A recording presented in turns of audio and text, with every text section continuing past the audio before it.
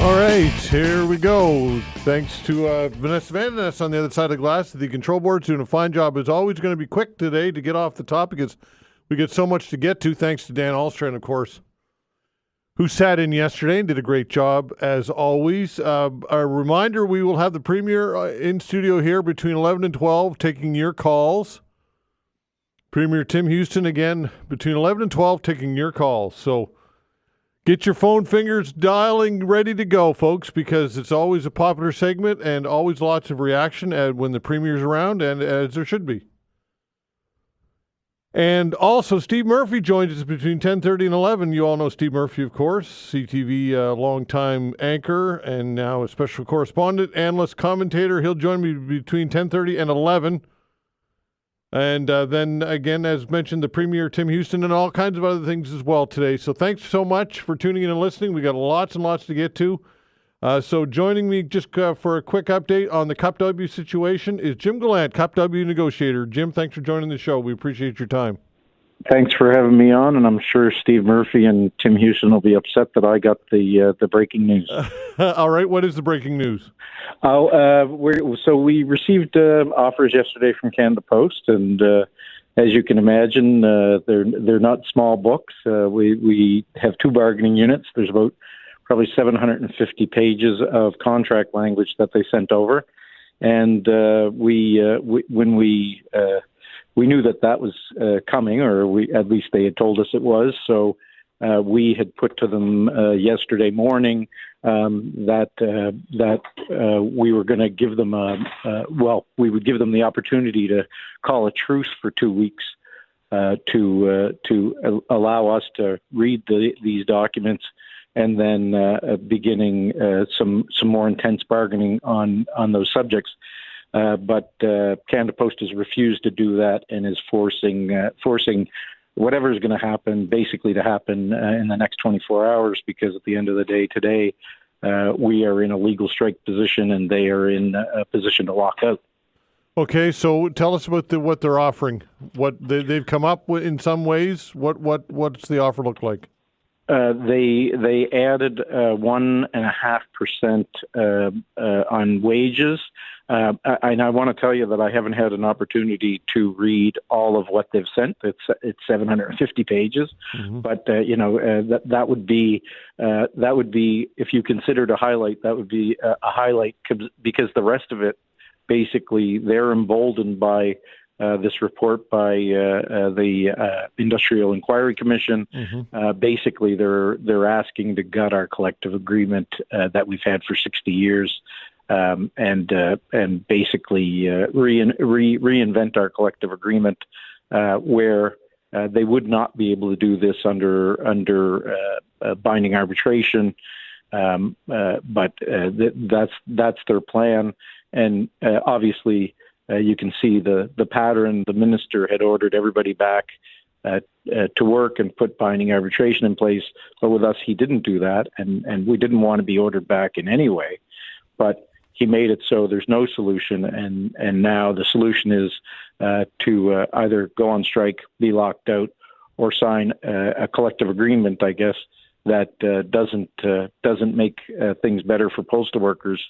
It ends up adding part-time jobs that people can't survive on. A part-time job at the post office, by the time you're done, you wouldn't take home $15,000 a year. On some of the jobs that are there, because they're only approximately 15 hours a week. Okay, is that the key sticking point, or what if you had to say itemize the sticking points, what would they be? Well, one of the sticking points, for instance, is weekend delivery. They want weekend delivery. It's available to them now under the collective agreement that exists. They've refused to do it under the collective agreement because, in our opinion, it's a bargaining tool. They've set themselves up to fail. So they haven't delivered on the weekends. They complain that that's one of the biggest sticking points, and they can already do it. And we've offered them probably a couple other ways that they could do it with permanent full-time workers. And we've shown in the commission we've shown that it's cheaper. The commissioner doesn't disagree with us that we prove that, And instead, it's just, we want to do it this way, and that's the way we're going to do it. While they're crying poor, they're saying that they want to spend more money to deliver parcels. So we're trying to do the right thing for us, and we're trying to do the right thing for the public, not overspend. And we're trying to make sure that the next time we end up in bargaining, a couple of years down the road, that they're not going, oh, well, we had to pay all these part-time employees, and that made us broke. So we want to do it the best way, the cheapest way, and that people have decent jobs. Okay, so on the wages, the 13.59 collective incremental raise, is that okay? Are you okay with that, or? No. So when we started off, we had been getting COLA payments from our last cost of living allowance payments from the last 3 or 4 years, because our wages, we had been getting 2% raises all the way along, and in a few years we got less because government imposed stuff. But so we were trying to make up at the beginning of a collective agreement for that, and they've offered 6 now. They've already, under the CIRB, we've received 5% for the first year, but that 5% only doesn't even bring us back to the buying power we had while we were getting cost of living allowance payments. So they know that we are behind in what we're making. So they offered one in the first year, and I think it's a half in the second year, more than they were offering before. And we were at 19. That's our last offer, is 19, and they're offering 13. Okay, so you mentioned the commissioner's report and the 162-page report. Do you dismiss it entirely, or is there some things there that need to be addressed? We're not ostriches here. We don't have our head in the sand. The commissioner seems to point that way, but the problem is that the commission sat for 4 days for 4 hours each day, and he says that this has been commissioned to death, basically, that it's been studied. And the thing is that the other studies all took longer. They called witnesses. They called evidence. So people had to actually swear to tell the truth. This commission didn't do any of that. So Canada Post sat down and told a story. We sat down and told a story. And the commissioner goes, I picked Canada Post.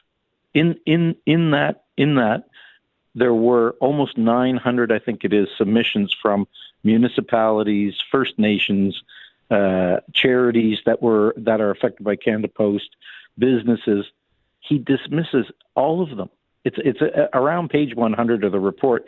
People are going, we need better service. We need service in rural areas. We need all these things, and he dismisses it all. So, between us and Canada Post, I get how he would go, I'm going to pick one side and do something. But Canadians were telling him what they wanted, and he discounted municipalities and First Nations reports because they used a template that we set up where somebody could just fill in like a pro forma form. So you could just fill in what you wanted to tell the commission, and he discounted them because they used the same form. It doesn't make any sense whatsoever. And to be fair, the commissioner told us in January, before any evidence came, what he was going to do. So that's where we're at. Jim, where do you feel public opinion is on this? Do you feel that the public's got your back, or what are your thoughts on this? Well, yesterday across the country, we were hearing that Canadians were walking up to letter carriers and going, "We're with you," and not Canada Post. It's not John Hamilton that goes on TV that people trust. It's the letter carrier that picks mom and dad up off the floor because no one knew that they had fallen, or calls the police to find that person. It's somebody's dog ran away and we're in the neighborhood and we find them. We're the trusted face of Canada Post, not Doug Ettinger, not John Hamilton. Canadians for the most part are with us, and we're not. We're sitting here arguing against John Hamilton, who makes $200 an hour, mm-hmm. and $300,000 a year, plus bonuses, and he's telling me I'm greedy. So that's where we're at. I think Canadians get it, And the same thing with the government. You have people saying the commissioner said that the post office isn't there to give people jobs. No, it's there to deliver mail. But the jobs that do that, deliver the mail and deliver those parcels, shouldn't be third world jobs. People are comparing, saying, "Oh well, Walmart, they're better than Walmart." Mm-hmm. Well, I don't think that's a really good bar to be setting for government jobs or any job for that matter. Jim, what do you think that if you had to put a number on it, I guess a percentage on it, what do you think the percent or however you'd want to identify the chance of a work stoppage of some type it will be tomorrow? What can you tell people? At this point, I would think that there will either be a strike or a lockout tomorrow. Wow. And now I want to preface that with, a lockout is a lockout. There's only basically one way to lock out, but there's 100 ways to do a strike. Yeah.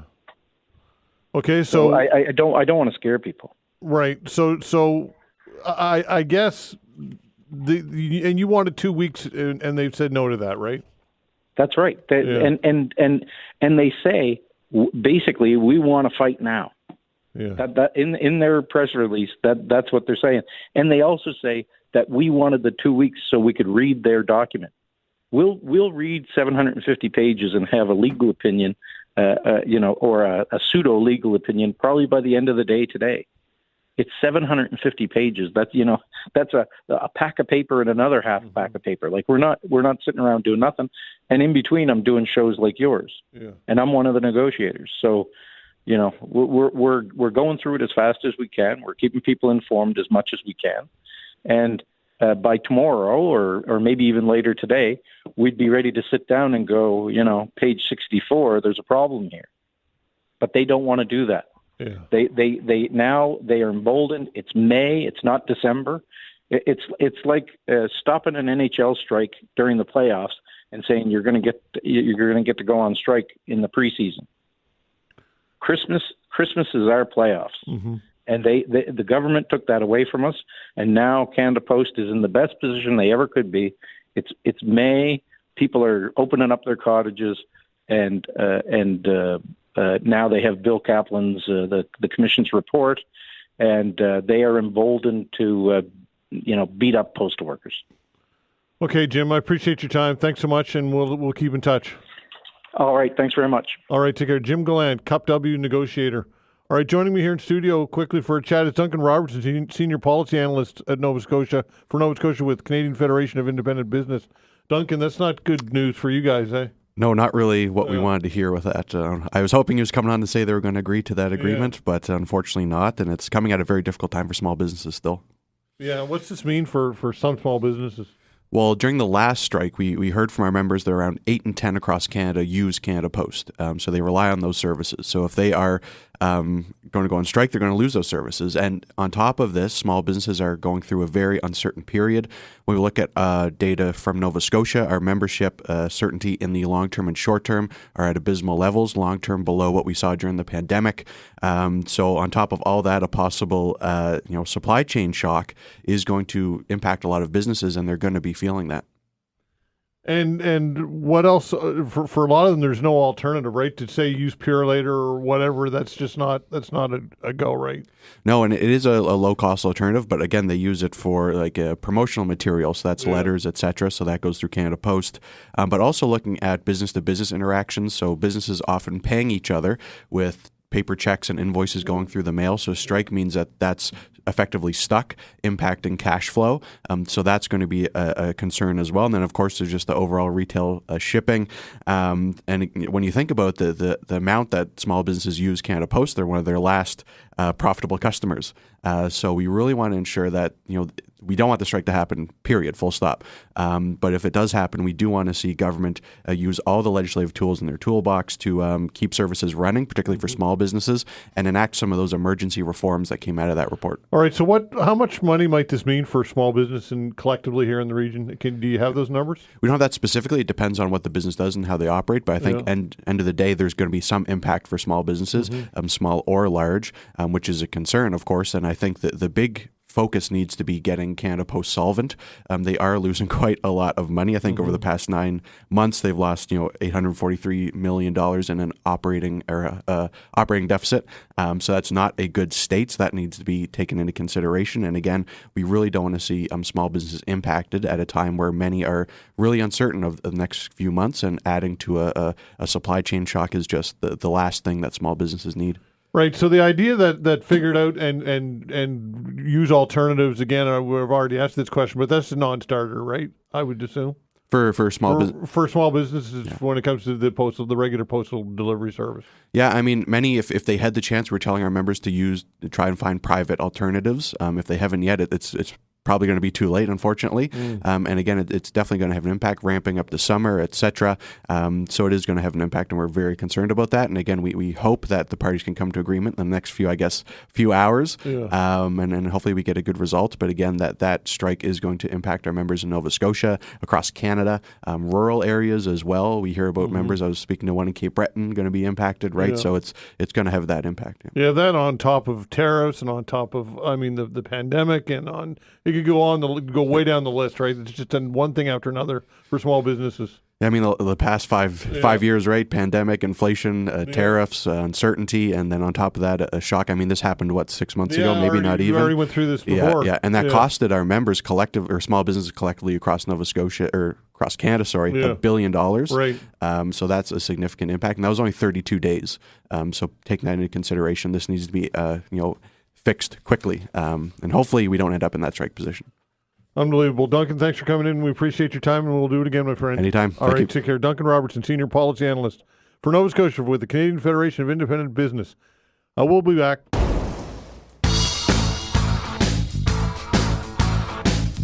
All right, I saw this story on the Global News website. A Canadian lawyer says there could be legal implications for those posting unsubstantiated theories online about the 2 missing children from Nova Scotia. You all know the story. You know the background. Allison Harris, lawyer with Carter Simpson here in Halifax, joins us to talk about this. Allison, thanks for joining the show. Thanks for having me. All right. So, this is obviously tragic and it's horrific, and it's not being helped by all of this online speculation. Tell us why you feel legal ramifications could be at play here. Well, any case where you have widespread speculation online could potentially attract some legal implications. Both with respect to any violations of the criminal code, but we also have a law now in Nova Scotia that can address some of these behaviors civilly. Okay, tell us about what might qualify, or do you think would be an example of something that might cross the line? Can you detail that for us?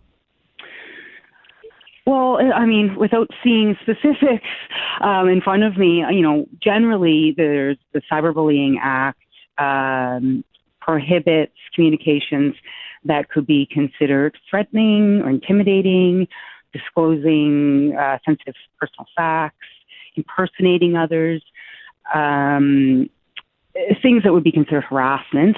So obviously the criminal code also covers harassment and threats, but the definition under the Intimate Images and Cyber Protection Act is much broader than that. So, some of the posts I've seen online are from people, there's speculations, and then it's when speculation goes into, I've seen threats against the parents, for example. Mm-hmm. People are accusing them of having something to do with this, and then they're talking about what they might do. That would certainly constitute a threat in my mind. Okay, what role do the social media companies have in this, and might they also be liable in some way? I think they certainly have a role. They're the ones that are providing the platform and the rules on which they can use the platform. So they have the ability to shut down posts. People can report posts, and platforms such as Facebook has the ability to review that and decide whether it's an appropriate post or not. Similarly, these groups that are forming online, that often form after tragedies like this, the Facebook and other platforms have the ability to monitor these groups or shut them down, quite frankly, if they're inappropriate. There's been at least one attempt I'm aware of that I think is still an ongoing case before the courts, trying to get Facebook to be held accountable for some of this content. Right now, I think there are challenges to that, obviously, because Facebook is, it's not just a Canadian company, and the laws are kind of slow to catch up, especially with respect to the social media providers. Okay, you talk about screenshots being part of the challenge now because links are no longer available. Tell us about why screenshots how this adds to this. Right. So I think everybody knows Facebook removed the ability to post actual legal or news media articles. So now what you see is you have, instead of posting CIBC, Pardon me? Instead of posting an article from CIBC, you end up with screenshots of that post, right? And so what can happen, we see these things happen with deep fakes and fake news. Those screenshots can be altered so that we don't actually know what the article said. And rather than just being able to click on a link and go to that post and see it for yourself, you have to search it out on your own and find it and confirm it's verified. What do you think would trigger legal trouble or legal action? Would whether it be criminal or civil? What would trigger that? What would have to happen in order for that to manifest? So I think largely with respect to criminal matters, the police aren't trolling for Facebook or Instagram to look for these posts, so they have to be reported, and then the police will do an investigation into that. Civilly, it requires the victim of the bullying to come forward, either by themselves. They can file an application in Supreme Court, or they can seek out a lawyer to assist with that. But it does require the victim or others that see the harmful post to come forward and report it. How realistic do you think that would be to happen? That people will come forward. Yeah. I think it does. It very much does happen. Yeah. I'm not sure. I'm a civil lawyer, so in the civil realm, there have been a couple of cases that have gone through the courts, and judges have ordered that groups be taken down, that harmful messages be taken down. In addition, judges have awarded damages against the offending parties. So there is a real consequence to making posts that are offensive and harmful. So what advice do you give people here? Just because I think some people might feel as though they're helping or doing good by posting online. They may not even realize that they're doing harm. Others might understand what they're doing. But what advice do you give to people? Just don't post, or what advice do you give to people about this? Yeah, I think the best advice is don't post. Don't stay on social media at all. Yeah. But I appreciate it's more complicated than that. So, prior to social media, gossip was largely in person, right? There wasn't this widespread information sharing. And I think if we think back, a lot of more harm can be done when it's spread online. So I guess my advice to people that are thinking of posting is just really think about what you're saying. Be careful about what information you're sharing, where you got it from, and whether it's actually true or from a confirmed source. And maybe just don't post it if you're not sure. I appreciate everyone is very concerned about Lily and Jack, and they really want to know what happened. And our collective hearts are broken, and we're trying to figure out what happened and search for answers. And I get that, and I get that's going to come with some speculation. But consider whether it needs to be online. Consider whether you need to post at all, and maybe just wait and see, and check the news every day and see what the updates are. Yeah. Okay, Allison. Appreciate your insight. Thanks so much. No problem. Have a good day. All right. Take care. Allison Harris, lawyer with Carter Simpson in Halifax. And I would suggest that most people who are doing this even if they think they're doing good, are not doing good. And in some cases, it's just the new form of gossip and conjecture and hearsay, and it's not helping at all. And it is the cesspool that can be too often is, and it's continuing to deteriorate. That is social media. A reminder, we've got Premier Tim Houston here in studio taking your calls between 11 and 12. Coming up next, Steve Murphy will be back. All right, always a treat to have Steve Murphy here in studio, CTV special correspondent, analyst, commentator, longtime anchor. Steve Murphy, thanks for coming in, my friend. It's very nice. Wait, we got to get your mic going. There we go. I think that I pressed the wrong button. every time you're here. Every time. Every single time. Well, you're only new to this. That's right. Anyway, thanks for the coffee, by the way. That's the only reason I think you asked me to come in. You appreciate a hot coffee. There you go. Well, which I always did when I was sitting in that chair. It's not the only reason, but it's a factor. Oh, okay, it is, yes. Listen, it's not as if I'm giving you a $350 million aircraft. Yeah, that's right. That's right. Exactly. That's true. And if that were the case, then you'd get another offer. I'm pretty sure. All right, so there's lots and lots to get to. Let's talk about CUPW first of all. I started the show with Jim Gallant, CUPW negotiator. Yeah. And he says that, look, it's going to happen. There's going to be either a lockout or a strike tomorrow. I asked him about public perception and public support, and he seems to think that, and what else is he going to say, right? He's going to say that the public's on their side and letter carriers. People can relate to the letter carriers certainly more than the brass at Canada Post. And certainly the CEO, John Hamilton's been there forever, making $300,000 a year, whatever. What are your thoughts on the public? And are people even thinking about this strike? No. They're not. I mean, they will, and there are certain sectors where it will hit hard. Yeah. And I hear people in small business, for example, who rely on the mail, and I think they are, understandably properly concerned. But we have a really big problem here, and I think it was Ian Lee on this program who said they've kicked this can down the road as far as they can. Yeah. We have a huge problem, and we need to deal with it. And here's the problem as I see it. This is not a sunset industry. The sun has set on the idea of letter mail and mail delivery and so on. On the other side of this, we have 55,000 people who work for the post office, and most of us know a letter carrier because we still have letter carriers in many of our neighborhoods. And I think most of us like letter carriers. I mean, they used to be such an essential part of our lives. You'd get good news, you'd get bad news, wedding invitations, you'd get checks, you'd get all kinds of things in the mail. The mail used to be a big deal. For most people today, it's not a big deal. Mm-hmm. When there's something on the front step, it probably didn't come from Canada Post. It came from FedEx, or it came from UPS, or it came from Prime. Yeah. My whole point is the business model is broken. But you can't just say, well, shut it down, because we've got 55,000 human beings and their families, and it's an impossible situation. But the idea that they're going to go on and do, negotiations as normal with pay increase, what did Dan say yesterday? It's 14% by the time you add it all up, and more benefits and so on. It's not sustainable, Todd. No. Well, and I've got to believe that the postal workers in their heart of hearts know that. Yeah. But you can't just throw 55,000 people to the wolves either. Yeah. Well, an $875 million operating loss per year, that's bordering $1 billion.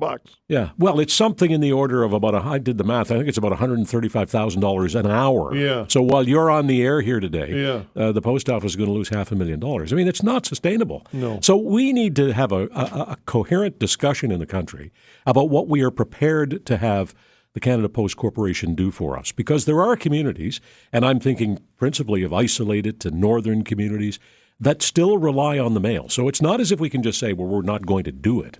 But we do have to take a good, hard, long look at how much we as taxpayers can expect and pay for. Yeah, and you look at a letter carrier and how much a letter carrier costs. And again, like I said, it's 55,000 people, and I get it that they're good jobs. But when you factor in the wages, when you factor in the benefits, you factor in the vacation, you factor all these things in, and the fact that they haven't expanded their scope of practice. This is an issue. Return on investment is an issue. It is, and we're very focused on that, as we should be, as the shareholders in the Canada Post Corporation. But I want to resist the temptation to simply reduce this to being a money problem, because this is a human being problem. Yeah, for sure. We're talking about a lot of people in our own town, just in behind this radio station. There are a lot of people who work in that mail sorting plant. But then again, do we even need that kind of plant, that kind of facility anymore? It was built to process letter mail. There's almost no letter mail left in this country. Mm-hmm. So, but again, I want to stop short of saying, it's costing too much money, let's put an end to it. Yes, it is putting us in a bad spot. It is costing too much money. But there are 55,000 human beings. We have to take a long, hard look at them and what we can do to blunt this for them.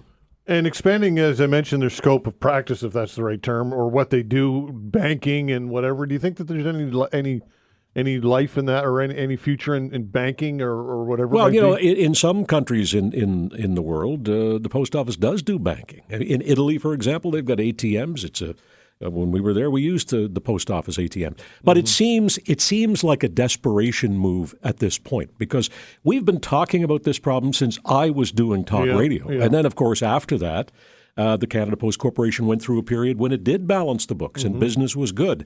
But then along came email. And you can't ignore the reality that you don't need to send mail that way. Yeah. People just don't do it. Yeah.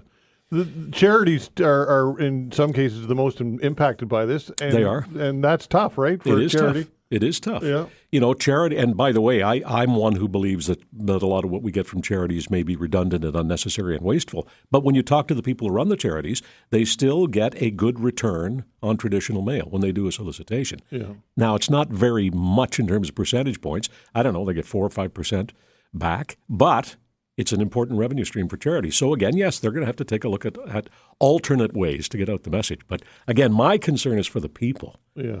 We can't just say, well, this isn't just a money problem, I guess is my point. It's a human problem. I guess when it comes to the impact on the Canadian public, I look at how quickly the government is to legislate them back to work. And when you look at some bargaining units, they were, rail or air or whatever, federally regulated, they're all over it because it's impacting and it's real. But this to me, the fact that the government is not quick to get involved tells me something about how much impact this strike has on the public and how much influence it has. That's completely true. Yeah. And let's not forget the last time there was the labor disruption was right in the holiday period. Well, if there's one time of year when people do maybe have a higher appreciation for the mail, it is around Christmas time because a lot of things still go on. Parcels get delivered and Christmas cards. And I mean, it's not the way it used to be. But it was a terrible time for it. But I don't know what's going to happen this time, Todd, because in Mr. Carney's cabinet, I don't even see a Minister of Labor. I know there's a Secretary of State responsible for labor. Yeah. But, I don't know if the government's going to be quick to move in and declare this an essential service. Although for those who rely on it, it is essential. But it's not essential to the nation in the way it once was. Yeah, for sure. Anyway, let's move on. We have the Premier coming in later, and I'm going to talk to him about natural resource development and extraction. And it certainly appears as though they're moving in that direction quickly. What are your thoughts on natural resources in the province and developing them, and the pace in which they'll do? We've had your moratoriums on uranium and shale gas and all these things for a long time now. What are your thoughts on the future of natural resources in the province? I'm not afraid to revisit any part of public policy on anything. I'm not afraid to revisit this idea. I was around here doing news when we put these bans in place, and there were sensible environmental reasons for doing it at the time, 30, 40 years ago. But I'm not afraid to revisit this, and I am also not prepared to sit here and say, yes, full steam ahead, whatever they want, but I don't know that that's what the government is proposing. I think you've struck, if I might say so, the sweet spot in the argument on this program, which is take a look at it. What will it entail? Yeah. What are the benefits? What are the costs? What will it mean to the environment? This is a small province, and some of the mining that goes on in the world is not very pretty. We know that, but let's not close our eyes to the fact that many of these commodities are important, and we're going to have to get at them one way or another to do it in a responsible and environmentally responsible way. Yeah. Sure. To me, the one of the best arguments against it is as you mentioned it, the geography and the proximity to neighborhoods and communities. Yes, that's true. Yeah. There's no question about that. But mining is ugly wherever it goes on, and just because you can't see it doesn't mean it isn't there. Impacting. Yeah. But people, when you've got, that public perception is massive when it comes to these policies, right? Yes, of course. So to me, that I think when it comes to like most things that are controversial, you've got people on both sides, and then they're not moving. People who oppose it, people who like it, they're entrenched. It's the middle that you're looking for. And I understand that, and I have great respect for people who are the stewards of our environment. We're lucky that we've had people speak up against sort of random or uncontrolled industrial development. Yeah. And listen, I think those voices are always important to hear. But it's also important to realize that we cannot continue, pardon me, Todd, to have the kind of expectations we have of government and to make the kind of demands we're making on public leadership to spend more money without addressing how we pay for it. We're seeing this in the United States, where Mr. Trump's great big bill is already affecting Todd Veinott's mortgage rates. Yeah. We need to look at every dollar we spend is a commitment to finding a dollar to pay for it, or at least it should be. The idea that we just keep printing money, it's not a sustainable idea. And eventually it does make a difference. And we're seeing this in the stock market yesterday, in the bond market.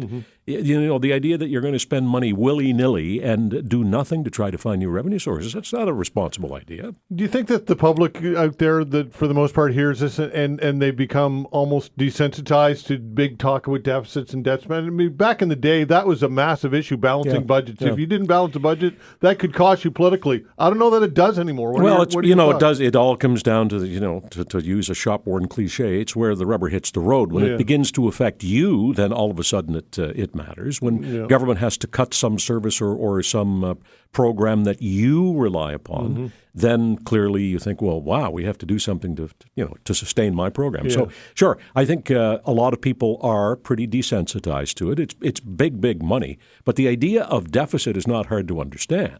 If you spend more than you make, you have a deficit, and most of us would tell our children, don't do it. Yeah, but look at the United States and their spending bill. I mean, it's ridiculous. It's incredible. Yeah. It's incredible. And so much of it is all just politics. It's in order to get this vote, we have to cut this or add that. I mean, it's all pork belly. But the scale of it in the United States, Todd, is breathtaking. Yeah. It's a great big bill, all right. Yeah, that's right. Great big. Yeah, exactly. Yeah. All right, lots of other things to get to. Time flies when Steve Murphy's in studio. We'll be right back. Facts. All right, continuing our chat with Steve Murphy, CTV special correspondent, analyst, commentator, former CTV anchor. Steve, national unity. Let's talk a bit about national unity. What are your thoughts on what's happening with national unity in general? Well, I'm going to get into this on television tonight, in fact, because I've got some very serious concerns about what's going on with Alberta. I'll be quite honest, Todd. I'm very, very tired of threats of separatism in this country. It's one of the few countries in the world where people who are dedicated to the destruction of the country can be elected to Parliament. I think we need to take a look at that. By the way, Andrew Coyne has a new book, which I've just read, called The Crisis of Canadian Democracy. Highly recommended for your talk radio listeners. Okay. Because if you think there are problems in this country with our democracy, you're right. And they're way deeper than you might think. This is a beautiful treatment of this by Coyne, who's a brilliant guy. But anyway, in this country, we tolerate this kind of talk. But let me say this. I am a Canadian, and I'm very proud to be a Canadian, and I'm an Atlantic Canadian. And I think, to be quite honest with you, and I'm going to get into it on TV tonight, I don't like the way Alberta's being treated in this country. I don't like their talk. I don't like the hot-headed stuff. I don't. I wish they'd stop. But I understand why they're frustrated, and I don't understand why other provinces, notably the great province of Quebec, isn't more sympathetic to their arguments. Okay, so that said, national unity and we've regionalization is inevitable. I think when you have a geography like Canada's. That's in the Andrew Coyne book. He gets into how our regionalization is basically fracturing our democracy. These are all his ideas. None of these is my idea. Right. But he makes the point that the nature of this country is kind of tearing it apart. But I, like you, feel that we need to start celebrating the things that work in this country. And it's all about finding balance. And, you asked me about mining earlier. Yes, I understand that there are consequences of moving Alberta's petroleum to market over sovereign territory of other provinces and Indigenous peoples. I understand that. But there has to be a balance. It can't be a yes or no situation. We need to find reasonable accommodations. And I think we need to tone down some of the rhetoric and start respecting each other's positions here. Can Mark Carney be that unifying voice? We're going to find out. Yeah. What are your thoughts on the upcoming Parliament? Well, again, I'm going to refer to the Coyne book. Parliament should be essential to our life in this country, and it is not. And it's because of the way Parliament works. We have had in this country in recent years the development of a very presidential sort of system that revolves around the office of the First Minister, the Prime Minister, or the Premier. And the voices of those people who get elected by us are not being heard. There is so much party discipline imposed on these people that they really can't express their opinions, even though when they're at your front door asking for your vote, they'll give you all kinds of opinions you want to hear. But then they lack the ability, the independence, to go to Parliament and vote the way they see fit. So there are a lot of issues here to deal with. And I do think that the Prime Minister he set the bar pretty high. I mean, He's made a lot of promises. I think he's had a few unforced errors already. I'll be honest with you. The cabinet's too big. the idea that before the election we needed a small cabinet, but after the election we need to have a larger cabinet with secretaries of state. And by the way, I know some of these people, and this is nothing personal, but there's no need for all of these secretaries of state except to give more people seats, in the front bench to represent political interests. And I understand the importance of doing that in the interest of some balance. But come on, this is a cabinet of almost 40 people. Largest cabinet in the world. Andrew Coyne. Read the book. And some underperformers in Chrystia Freeland and others that kind of people say, why reward somebody like Chrystia Freeland? Well, politics. Yeah. But why isn't Gould in the cabinet? Now she, again, I was quite impressed with her. Yeah. I think she's young. To me, it was an unnecessary, an unforced error. I don't understand why the PM would leave her out. Yeah. And again, I understand why he put Chrystia Freeland in, because, in the words of Abraham Lincoln, the team of rivals concept. Better to have them inside the tent than outside the tent. So it's all politics. But the cabinet's too big. I mean, come on. This is a country of 42 million people. We don't need that many minister-type people. And I know secretaries of state aren't full ministers. This is a distinction lost upon most people. Here's what's not lost. 40 is too many. Yeah. My opinion. Right. What are your thoughts on what's happening in the Middle East? I know this is a tough topic. And we had a shooting out in Washington yesterday. Despicable. What are your thoughts on that whole issue? It's a tough one. Where do you even begin? Yeah. Where do you begin? It's almost impossible to have the conversation in the current climate. I don't know. I remember many years ago as a kid hearing about the Middle East and trying to understand the problems. And I think Tom Friedman, the New York Times columnist, has probably done some of the best reporting ever on the Middle East. And if he can't understand it and explain it, Murphy can't. It's the whole thing is just it's a nightmare. Well, I mean, I guess Israel and what's happening in Gaza and Netanyahu, it's pretty evident that the world is turning eventually. Public interest or public sentiment, I think, is starting to turn against what Israel is doing in Gaza. Well, I think that may be the case. I guess the point, though, is that a lot of this is about the politics of Bibi Netanyahu, who has his own domestic political problems in the state of Israel. So. And again, I fear that I don't really know enough about this problem. I mean, yes, I've done a lot of reading about it, but it's an almost incomprehensible tragedy because, again, at the end of the day, I see human lives. And it's as I said about the post office. We sometimes get distracted from the fact that at the end of this, we are talking about human beings. This is a humanity problem. There's not a lot of humanity in our public discourse today on this and many other issues. Right. All right. Lastly, we talked a lot about a lot of tough issues. Talk a little bit about sports and the Toronto Maple Leafs and the hand wringing that has gone on. Is it out of control, Steve? The fan base is it a little ridiculous, a little over the top, or do you say so be it? They're passionate and let them do their thing. Well, it's May in Canada, and no. Look, hockey is our thing. Yeah. Are some people over the top? Sure. Yeah. Sure. I mean, yes. And professional sport is full of examples of exaggeration and hyperbole, and the salaries are crazy, and the fan base. Sure. But in this country, I mean, hockey is one of the great unifiers in this country. And I'll say right now, go Oilers. I'm a Habs fan. Yeah. I was happy to see the Leafs get deep into the second round. But I want to see a Canadian team win the Cup. And I'll tell you right now, it is a matter of national pride. I think it would be good for this country if a Canadian team won the Stanley Cup. Nothing like the Leafs if the Leafs won the Cup, though, which would never happen. Well, it hasn't happened in your lifetime. Yeah, it has and the last time it happened, I was 6 years old. Yeah. And I was a Leafs fan back then. Yeah. Why'd you change? Ken Dryden. Oh, is that right? Yeah. Kenny Dryden. I remember when Dryden came up from Cornell. And he was this great, mysterious, tall guy. I remember that this was in the age when all the goaltenders were all little sawed-off guys like me, right? And then you saw this great, towering man, Ken Dryden. Nobody knew anything about him. And that mask was pretty cool, too. Oh, yeah. And one of the most excited, scared interviews I ever did first time I interviewed Dryden. Because to me, when he walked in there, this was like, I don't know.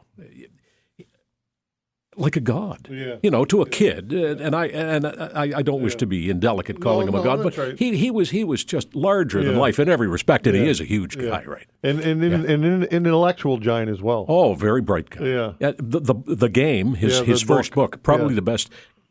Others who know way more about it than I have said it's the best book on the game ever written. Wow. I wouldn't argue with that. I have first edition autographed copy of that Beautiful. book. Had him on the Hotline show back Nice. 4,000 years ago. Steve, appreciate it, my friend. Always a pleasure, Todd. And you're on Murphy's Logic tonight? Yeah, and again, I don't do commentaries to try to please everyone. Mm-hmm. It's all right now. I learned my lesson well. You can't please everyone. You got to please yourself. That's from the great philosopher Ricky Nelson. Yeah, there you go. Yeah. Okay, Steve, appreciate it, my friend. Thank you, Todd. Okay, Steve Murphy, CTV special correspondent. Look for him on Murphy's Logic tonight. Premier Tim Houston here in studio for an hour, taking your calls when we come back. Thanks.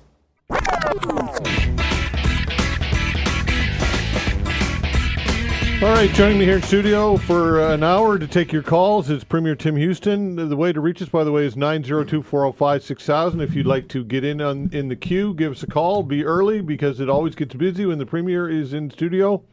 Again, if you've got a question or two you'd like to chat with the Premier, now's your opportunity. Give us a call at 902-405-6000. Premier Tim Houston, thanks for coming in. Happy to be here. I enjoy it. All right, so what's kind of percolating atop of your mind right now before we get going here?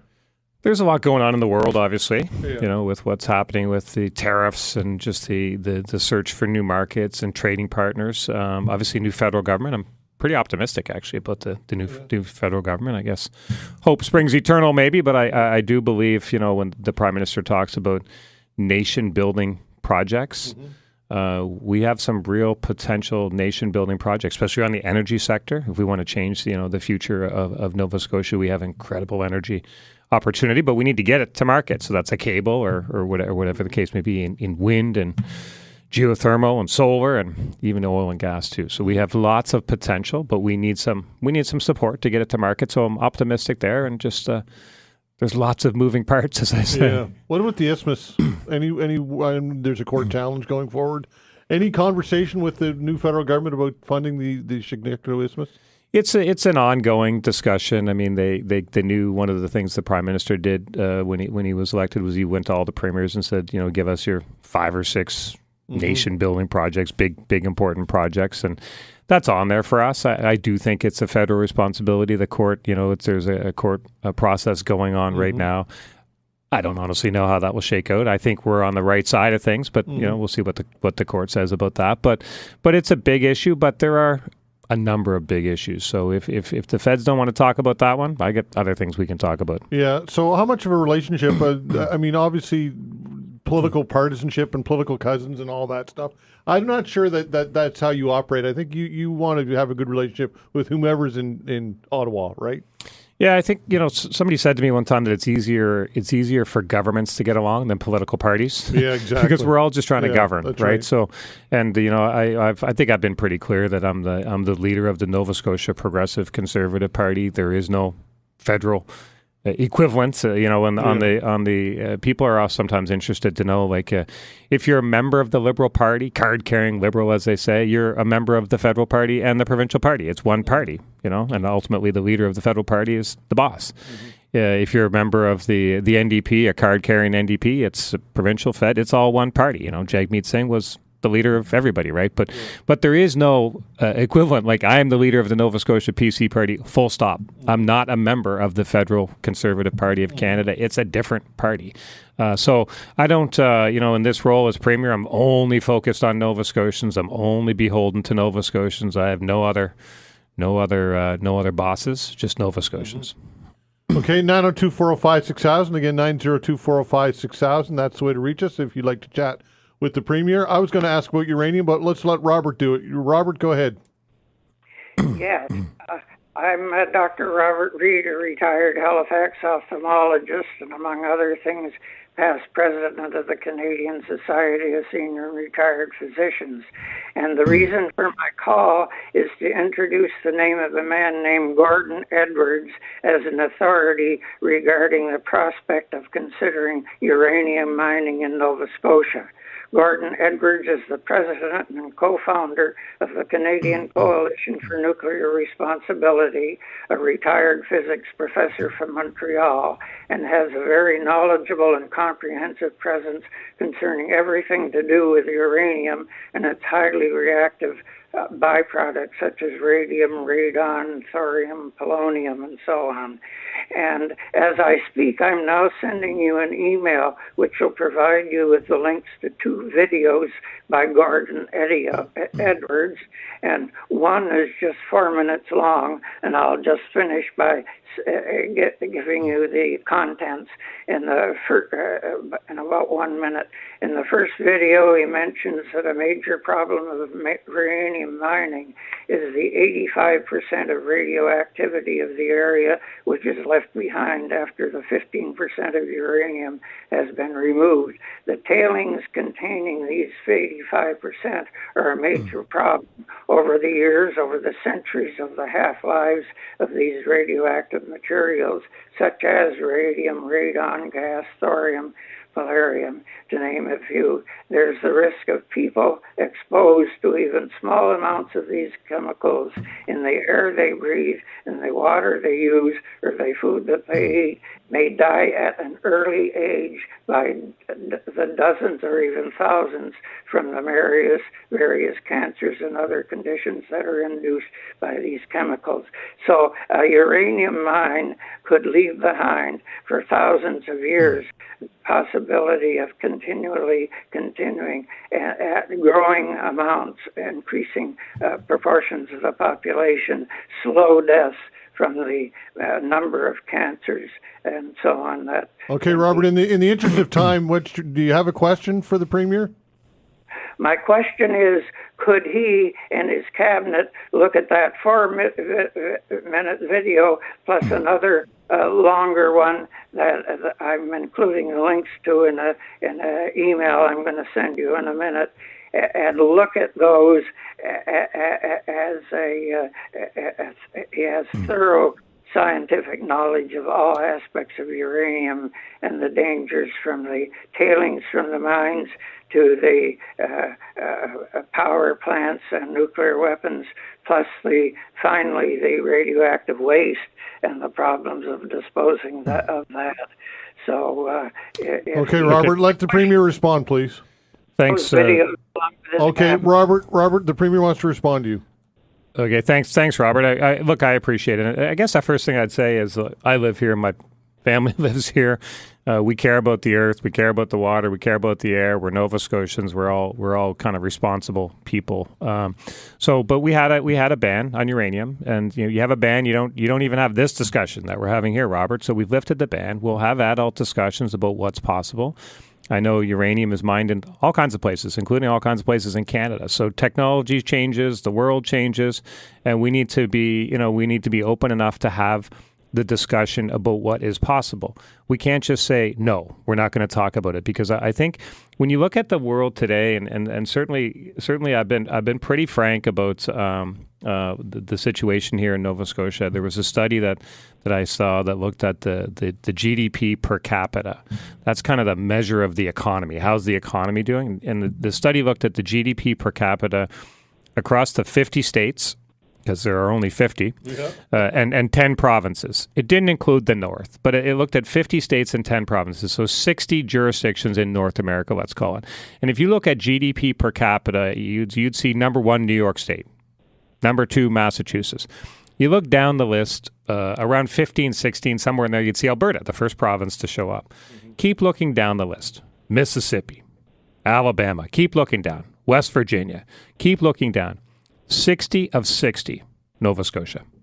The worst GDP per capita in North America. Wow, I had Okay. no idea. So now just today, probably I'll get at least 10 people that will stop me and say, why don't you fund this? Why don't you fix that? Why don't you put more money in that? And the answer is because we're restricted. And we're restricted because we're 60 of 60. And the reason we're 60 of 60 is we've said, no, we're not going to look at uranium. We're not going to look at natural gas. We're not going to look at this. We're not going to do that. And we've just kind of went away from our natural resource base. It wasn't that long ago, really, when every community in this province was thriving. There were fishing communities, farming communities, forestry communities, mining communities. You know, we had a thriving province. One time we were number one in Canada, really, in the economy. We're not anymore. So we need to look at these things, and uranium is one thing we're going to look at. We'll look at the video. We'll look at it from a professional perspective. But the world is looking for uranium. They need it for medical isotopes. They need it for power. Yeah. It's even in some food production. Yeah. You know, so we have something, and I think we can do it safely and sustainably and reliably. And if we can, then we'll do it because we have to. And the last thing I would say on this, Robert, and I think this is really important too, it's critical at this point in time that Nova Scotia and others develop their natural resources for national unity. Because all those people in Western Canada, they're kind of sick or tired of doing all the, all the mining and the exploration and stuff, and sending transfer payments to other provinces. So I've made a commitment that Nova Scotia will do its part, where we can do it safely and sustainably, and we're going to have an open mind on uranium too. But that doesn't mean we're not. That doesn't mean we're not concerned and cautious, but it means we're just not going to say just plain Robert, no. We got tons of people on the line, so the Premier committed that. One final remark. I agree with everything you say except for one thing, especially going after mining the critical minerals and gold in Nova Scotia. Yes, everything, yes, that you said, except for one thing, and that's uranium mining, because of, for centuries, killing increasing numbers of the population. It just should not simply be done that Okay, one. Robert, thank you. Appreciate it. Premier, in fairness, I think that you've got people entrenched in this debate. You got people against it and for it, and they're not going to move. Like, I would dare say nothing you're going to say is going to persuade Robert, right? I think that's safe to say. So, but in between that, you've got people who are willing to move either way on this. Would you agree or disagree with that? Oh, absolutely. And look, and the opinions on both of the extremes, they matter too. Yeah. I'll watch Robert's video. Yeah. I'm interested in what those perspectives. And also, if we're thinking about developing our natural resources, those that are, just drill, baby, drill, don't ask any questions like that. I listen more maybe to Robert because I'm interested in what he's saying, because we need to be thoughtful about these things. But I have to say, I did a letter on the front page of the Herald saying we have to do this, folks. I did a 6-page. I didn't do ministerial letters to individual cabinet minister after the election. I did kind of a one-page. One document, 6 pages to the whole of the caucus, what's possible. But Nova Scotians of course they want it done safely and sustainably, but they're kind of tired of the just no, we can't even talk about that. So we have to have these discussions, and I think Nova Scotians are receptive. And you're right, there's extremes on both ends, but most of the people are in the middle, including me. I don't want to cause harm to our people, to our land, to our air, to our water.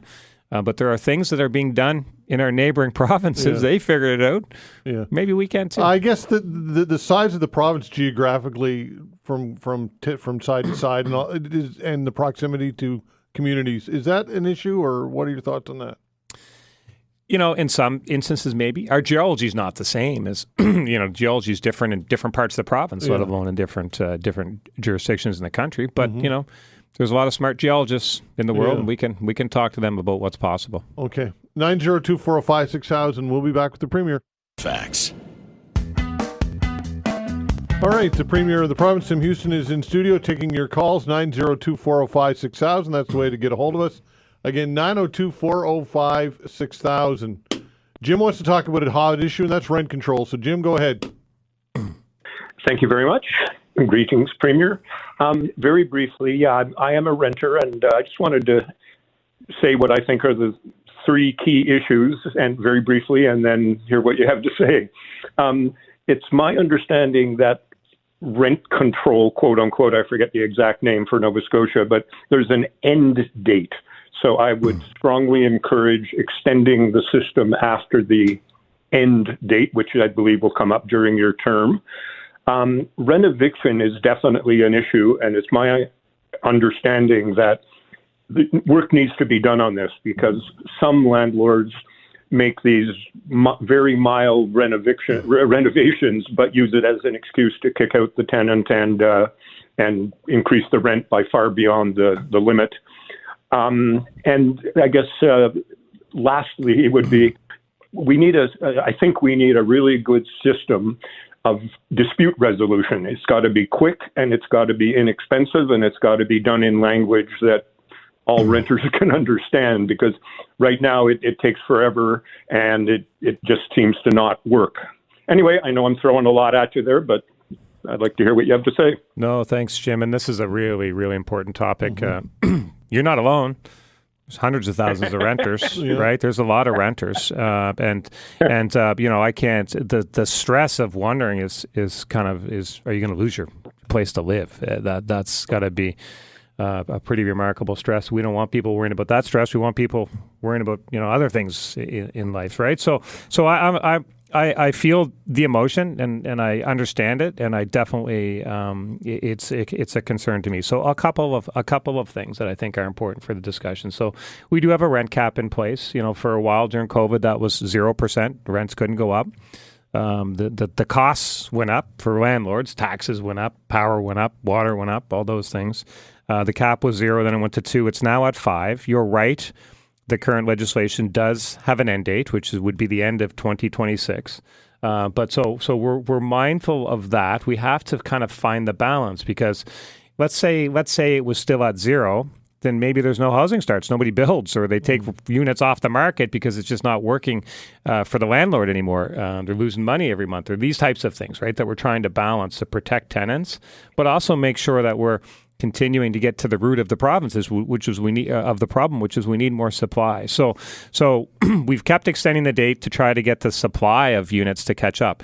And there is a little bit of good news on that. The vacancy rate is now just a little bit over 2%. That's the vacancy rate is going up. There are more units available. In fact, I've already seen recently some landlords with inducements back.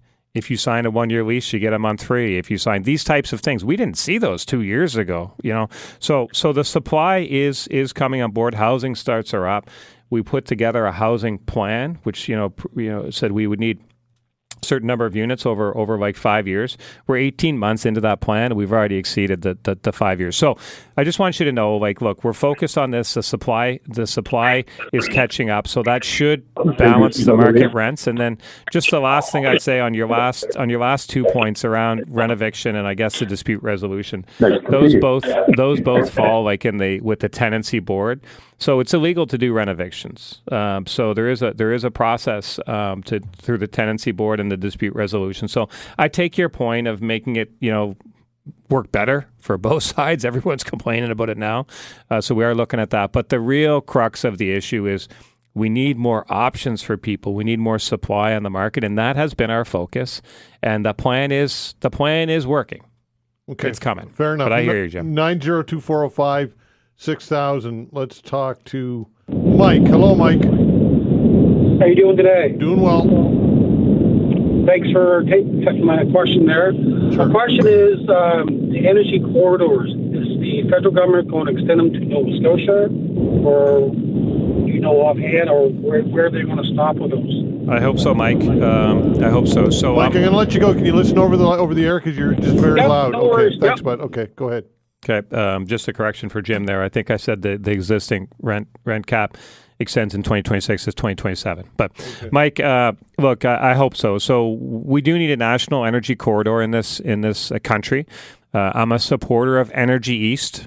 I'm also a supporter of our own project, which I call Wind West. Love to talk about that at some point. But our wind energy, moving that west, right? Yeah. So you'd have Energy East and Wind West. Both of those things really require a national energy corridor. So absolutely, Mike, that should be national, and it should go coast to coast to coast. And I've certainly had my discussions with the Prime Minister on that. I'm not alone. You probably see the Prime Minister of Alberta and Saskatchewan and others talking about this as well. But I'm optimistic. I do believe that the new government is open-minded on that, and I think they understand the benefit that would have to Canadians. They want to make Canada an energy superpower, and Nova Scotia can contribute to that. We have all kinds to contribute to that. We are not an exporter of energy today, but we can be. Mm-hmm. We can export up to 30% of the needs of Canada when we get our wind going. That's not even counting tidal and geothermal and all the opportunity we have. So long way of saying yes, it should go. But building out that transmission grid is going to take. It's very complex because you're dealing with obviously Crown Corps in some cases. Private enterprise like Nova Scotia Power and jurisdictional. Not to say that it shouldn't be done, but you obviously understand the challenge of this. Oh yeah, for sure. The transmission grids challenges are real. But for us, what I would like for Nova Scotia, the best thing for Nova Scotians, is a national energy corridor, and we produce wind energy offshore, lots of it, and then we put that through one cable that just goes to where it needs to go. Could be Massachusetts, but that might take a different world. But if you get it up to Quebec or Ontario, and then can go through their channels that they've built out, that's how we would get it to market, as they say. But we can generate it, we can get it to market, and we can do it with a cable. Yeah, and that economy of scale on the eastern seaboard is massive, obviously, right? Oh, it's unreal. Yeah, that's where the real market is, right? Yeah, big time. Yeah. I mean, in New England, they're short like 20 gigawatts a year. Right.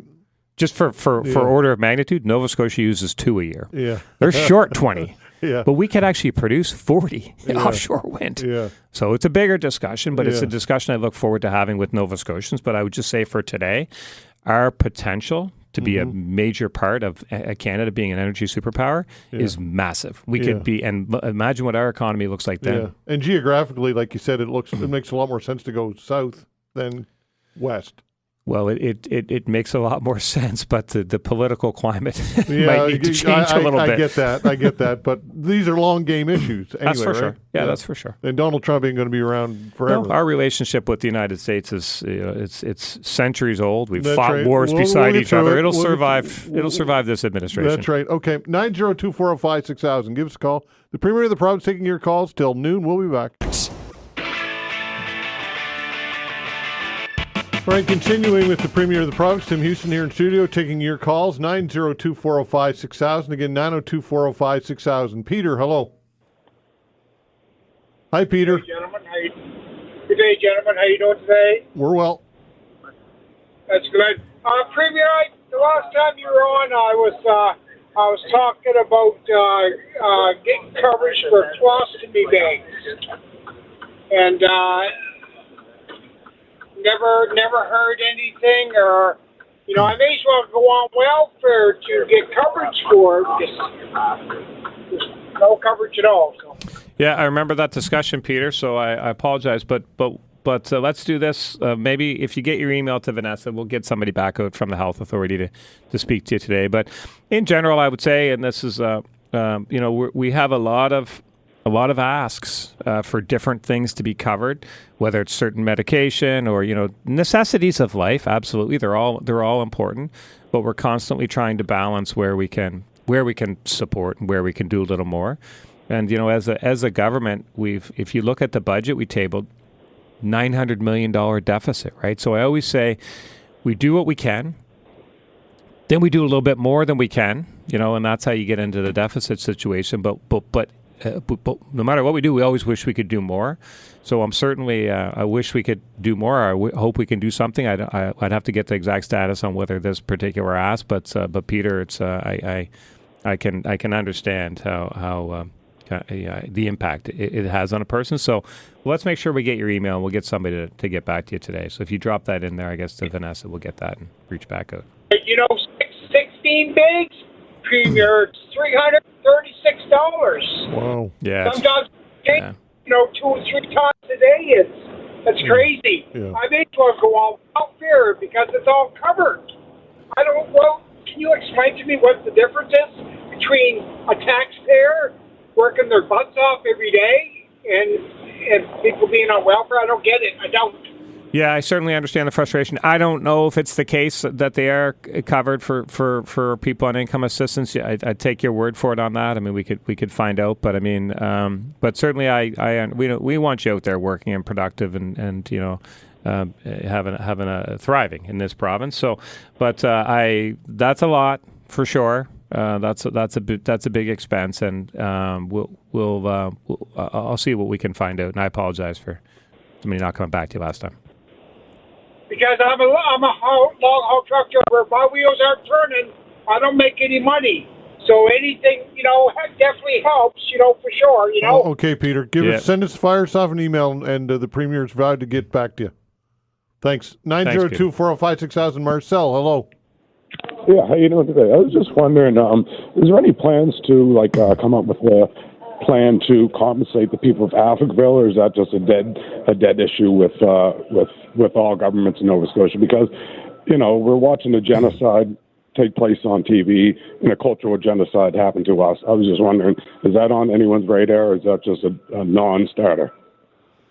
Hi, Marcel. I don't know if that's if there's a kind of an active file on that, but I can certainly check with that. I know. Minister Grosse through the department is moving a lot of things forward. I'm real proud of the work she's doing there. She's really made some progress. She's on the show at 12:30 today, by the way. She's coming in after. Okay, talking about the land title support. Because the land title, she's making great progress on the land titles. That's a big deal. But I'm not sure, Marcel, specifically on the Africville. I apologize for that.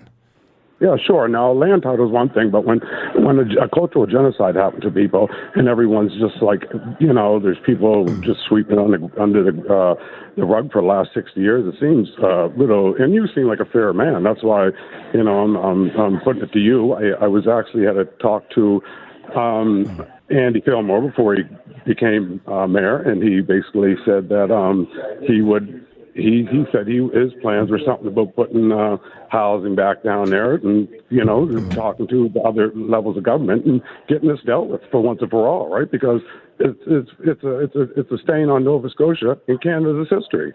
And I think all the money that's being made down there on the land, people should be compensated. Besides having a museum a fake church and a sign, So I would like some movement on this and. Some real movement on this, if you could. Okay.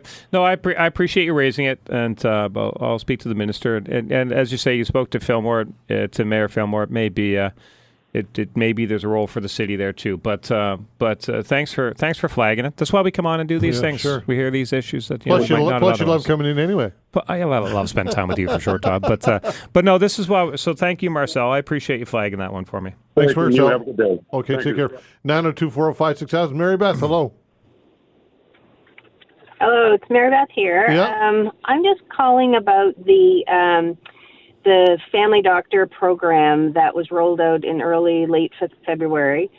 The goal of the program, according to the Doctors Nova Scotia, when I researched it, was to get allied health professionals at primary health care service clinics to support the physicians. The physicians, the benefit to the physician is help them to stay in their profession longer, get better services, but it was driven by the physician. When I approached 4 clinics with this proposal, and all it had to be was a letter of intent from the physician, they would be awarded up to $110,000 to roll out these services to better support their clients or their patients. There was no uptick or partnership for this. And the reason being, the physicians reported to me that it was going to be too much work for the physicians because they're already too busy. And I respect the fact that they're extremely busy. However, the goal of the program is to support the physicians. The benefit is to support the patients. But unless the allied health professionals like physios, OTs, nurses, LPNs, if they're going to actually get in the primary care facilities, it has to be driven by the needs of the patient as well as the needs of the physician to get the physician's buy-in. So I'm just wondering if you could speak to that point and maybe bring it back to the organizing group to look at a better way to mobilize it so that the patients actually get the services that are beneficial, because it's where these professions should be in primary health care. But Nova Scotia is one of the few provinces that don't have it across the entire province. So I just want you to speak to that. Yeah, so thank you. This is a really, really important point. Thank you, Mary Beth, for phoning in. And I often say to people, like, people are familiar that when you go to the dentist, you don't always see the dentist, right? You might see the hygienist, you might see, but when they go to the doctor, they tend to want to see the doctor. And that's how the world is changing. So we've made a big push to, you mentioned allied healthcare professionals, some people call physicians extenders, just so that you get to the right place, you get to the person you need to see. So we've expanded the scope of pharmacists. A lot of people going to the pharmacies in Nova Scotia for things that they otherwise might have went to a doctor if they could have. That's working well. So we've made through the contract with physicians and doctors Nova Scotia, we've made this available as you mentioned. Now we have to make sure that it's utilized and put the patient first. So we'll continue to do that. But I had a healthcare summit yesterday. I do these quarterly summits with leaders from across the whole healthcare spectrum. We talk about opportunities and challenges, and that's been a very, very productive table. Some really good things have come out of that. And one thing I said, I was in a pharmacy, a new pharmacy clinic this week, and the doctor's office is upstairs, and they were telling me that they are working together now. They have lunch and learns to kind of have a mutual respect of what each other does, and so they can better serve the patients and put the patients at the center of it. So I would say it's happening a little bit. It's a change in mindset. It's a process where the ball is rolling in a good positive way. But clearly, if you've pointed out, as you reached out to 4 and got 0, we need to do a bit more to promote that. But thank you for flagging that. But I guess my message to Nova Scotians is this is fixing the healthcare thing is in many hands. We need everybody doing what they can do, what they're trained to do, full scope of practice, and getting patients to the right place. So it might not be the emergency department. It might be the pharmacy. It might not be the pharmacy. It might be the physio. Who knows? But we get you to the right place, and that's something we're focused on. But thank you for flagging that as well. That's an opportunity that's in the contract. The money's there. Let's make sure we get it utilized. Thank you. Okay, thanks for the call. 902-405-6000.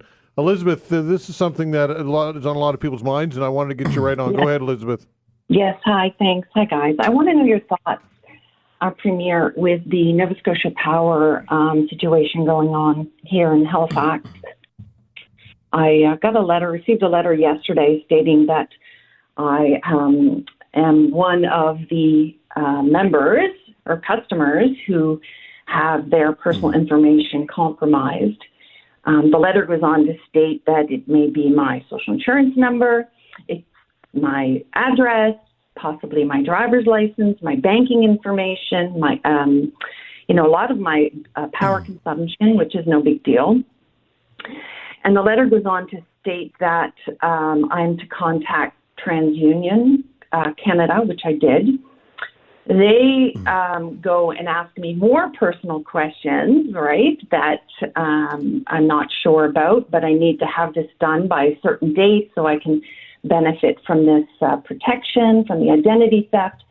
So when I go on to the Nova Scotia Power website, it states, heads up, there's fraudulent communication going around, and communication. To, if you have any questions about it, press here. I call, and it says, we're not answering the calls, but you can call TransUnion. So, this is a pretty serious incident that's happening, and Nova Scotia Power has not been there to answer my questions.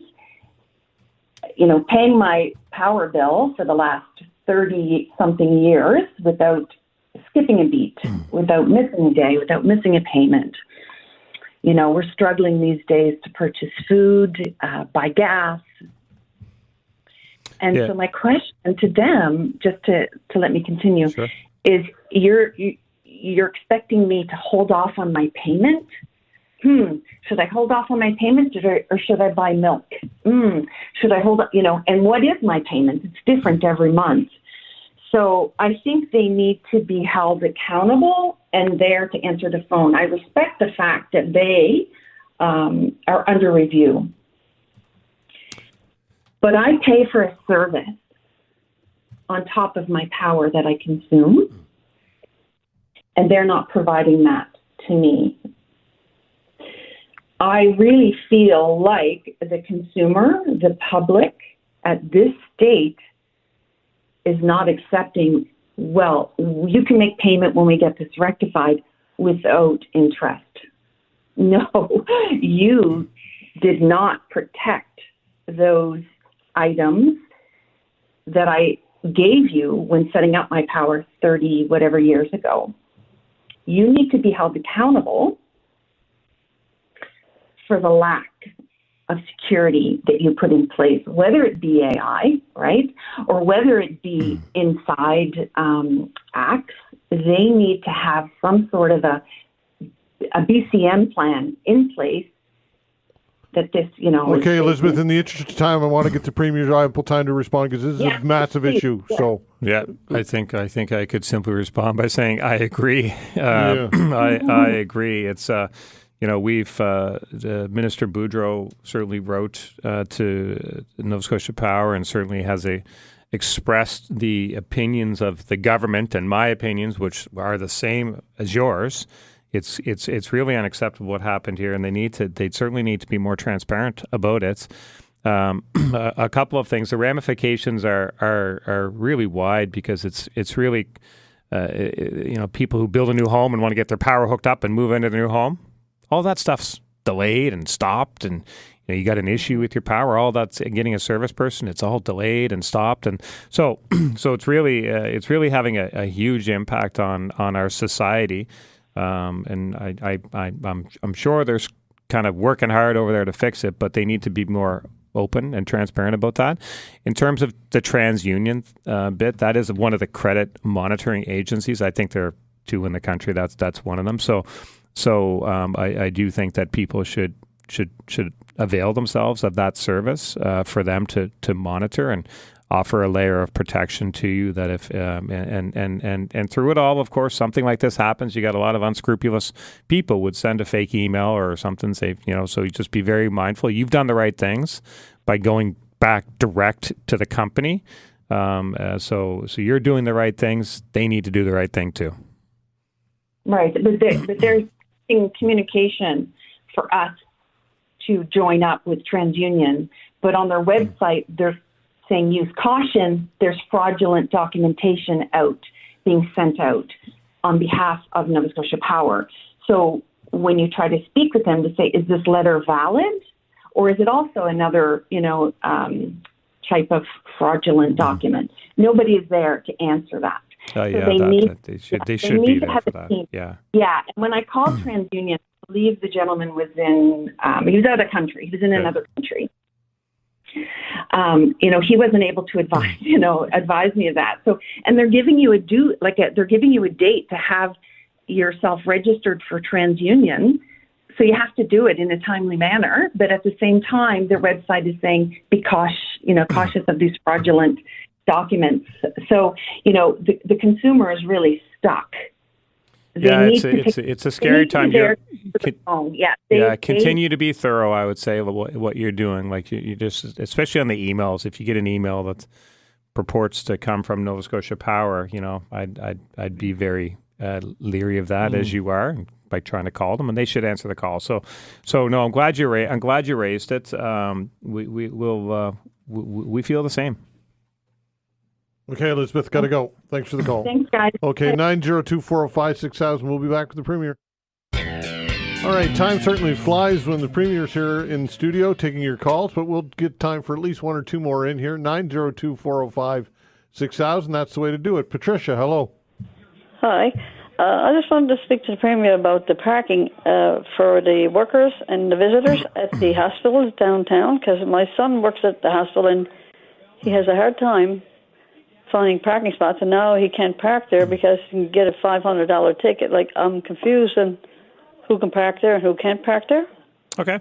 Well, thank you for Patricia. I'm pretty surprised it took almost to the end of the hour to get the question. But look, so free parking at the hospitals. This is a good thing. It's for patients, people with patients, visiting patients, and that's the primary thing. But also the staff as well. So the $500 fine that you mentioned, that when we implement that fully, that's for abusers. That's for people that take a free parking spot at the hospital and then go run their errands. That's egregious, right? So anyone who's going there to park there for an appointment or to support somebody on an appointment or to work there, that's not for them. So I would say a couple of things. Obviously, downtown parking's tough. There's a big need for downtown parking, and we're trying to deal with a situation. The old parkade that was taken down by the former government was bigger, had more parking spots than the one that was built. So, that just added to the issue. But here we are. I think the free parking is a good thing. We'll work through the kinks, but there are kinks. There's no question about that. But a couple of positive things. I mean, if you think that the real focus is on the patient, and we were starting to see the missed appointments go down. Because people know, well, I can get there and I can afford the parking and I can make my appointment. And I will say this is really important because missed appointments in our system are a massive, massive problem. The patients have a responsibility when they have an appointment to show up. The government has all kinds of responsibilities. The healthcare providers have all kinds of responsibilities, but the patients also do, and that's to show up when you have an appointment. So we're actually we want to work with people when people consistently miss appointments. We want to work with them. Maybe we got to get them a taxi. Maybe we got to get them whatever. But we've actually seen missed appointments go down a little bit with the free parking initiative. So that's a good thing. But at the same time, we have challenges, filling the need, and I will say that. In fairness to the health authority, I think there was something that was kind of unanticipated, and certainly I didn't anticipate it. But there's a lot of healthcare professionals that use public transportation. When it was $14.50 a day, they use public transportation. When you make it free, they decide maybe I'm going to take the car. So the demand went up for a number of reasons. But listen, we value our patients. We value the people working there. We don't want to cause more stress to them. Free parking is a good thing, but we've got to work through some kinks. But on notice, if there's somebody out there who thinks they're going to park at the hospital because it's free, well, they go do their errands and steal a spot from a patient or somebody supporting a patient or from a healthcare worker. We will find you, and we will fine you $500 when that's implemented. So these spots are for people that are actually using the facilities, not for your son. He's not. We're not going to fine your son for going to work. But we know it's a challenge, but we'll get through it.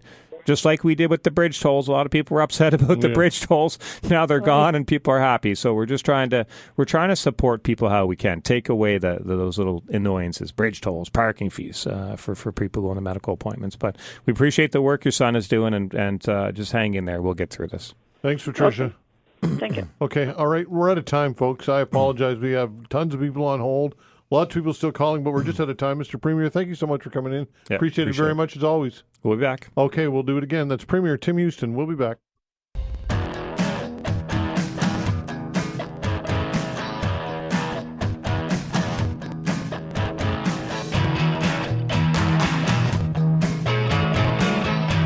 All right, fulfilling Liberal gun control commitments without delay and without weakening them. This is a letter sent to the new Minister of Public Safety and the new government, the Mark Carney government, of course. Joining us to discuss all of this is Heidi Rathjen, coordinator for the group PolySeSouvient. Heidi, thanks for joining the show. We appreciate your time. Thanks for having me. All right, tell us about the group PolySeSouvient, or Poly Remembers. Well, we are a group of families of victims, survivors, witnesses like myself of the mass shooting at the École Polytechnique in 1989. But we also work with other families, survivors of other mass shootings, unfortunately, that happened after the Polytechnique femicides. And our goal is to prevent mass shootings, femicides, and in general, gun-related gun death and injury. And our main focus, the measure that was the petition on the label of the petition that we launched right after the mass shooting, is to ban military-style assault weapons in Canada, which wasn't the case up until last year when the Liberal government finally, actually this year, the last prohibitions were in March, when the Liberal government finally delivered on its promise to prohibit current assault weapons. However, that measure is not complete because these fully functional weapons still remain in circulation. And the next part to complete our number one goal in terms of our gun control objectives is to remove them from circulation, to carry out and complete the buyback program. That was also promised. Okay, so the outstanding measures, you mentioned the buyback program, that's first and foremost. Remind everybody about the buyback program, if you will. What's involved, what type of weapons are involved, and just give everybody those details, please. Sure.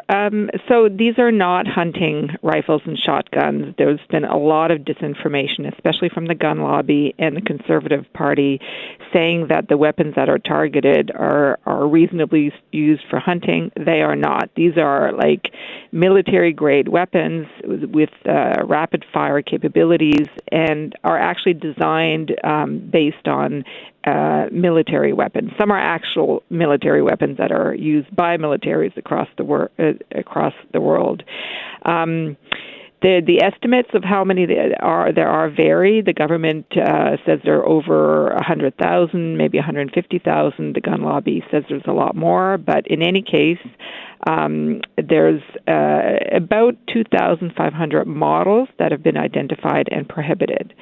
Now, what happened, there were 3 orders in council, so these are regulations that ban the specific models, one in 2020 following the Nova Scotia mass shooting, one in the fall of 2024, last fall, and the last one was this last March. And that covers almost all models of assault weapons except the SKS, which is a special case. The SKS is a military weapon. It was designed for the Soviet army, and but there's so many of them. There was a surplus, and so they were very cheap, and they flooded the market and were marketed as hunting guns. So there's a lot of hunters that have them. So it's one that's one problematic case. The SKS is also the model that's most used in mass shootings and shootings of police officers in Canada. So it's both a public safety risk and commonly used for hunting. And so we still need to find a solution for this one. And that's one of the things that the government has promised to do. The new government, the Carney government. So the banning is not quite finished. And the other part that needs to be done is to remove these guns from circulation. And the buyback program aims to compensate current owners with a fair market value so that they could take the money and buy, one of the 19,000 models of hunting rifles and shotguns that still remain on the market. All right, I just received this email, and you kind of mentioned it earlier. You alluded to it earlier, so I'm going to read it and get you to respond because I think it's on point. Mark says, the big issue with these gun control laws is the misuse words of assault style. This is fear-mongering at its best. I feel for anyone affected by gun crime would start chasing the criminals with guns and leave the rest of us alone. What's your response to that? Well, most mass shooters in Canada and the U.S. were the legal owners of the guns they own. So, yes, we have a problem with illegal guns, especially handguns, and what our goals in no way diminished the fight against the illegal market. At the same time, these weapons, like the weapon used to kill 14 of my classmates, was legally owned, legally purchased by somebody with at the time, it was a firearm acquisition certificate. Today, it's a possession permit. But it was, these are legal guns that fall into the wrong hands and that